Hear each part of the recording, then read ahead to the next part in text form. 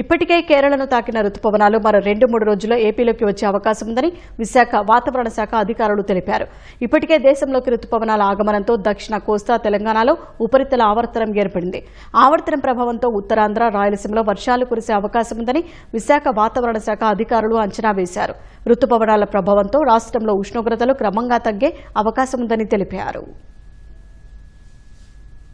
తెలంగాణ దక్షిణ ప్రాంతాలను దానికి ఆనుకుని ఉన్న కోస్తా ఆంధ్రప్రదేశ్ పరిసర ప్రాంతాల్లో 3.1 కిలోమీటర్ల ఎత్తులో ఒక ఉపరితల ఆవర్తనం ఉంది. ఈ కారణం వలన రాబోయే ఋతుపవనాల ఉత్తర పురోగమనం వలన రాష్ట్రంలో చెదురుముదురుగా వర్షాలు రాబోయే వారం రోజులు ఉండే అవకాశం ఉంది.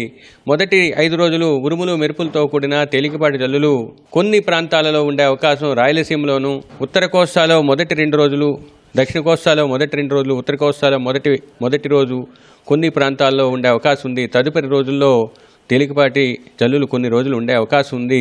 ఈ రోజు రాబోయే 24 గంటల్లో దక్షిణ కోస్తా జిల్లాల్లోనూ, రాయలసీమలోని 1-2 జిల్లాల్లోనూ భారీ వర్షపాతం నమోదయ్యే అవకాశం 1-2 చోట్ల ఉంది.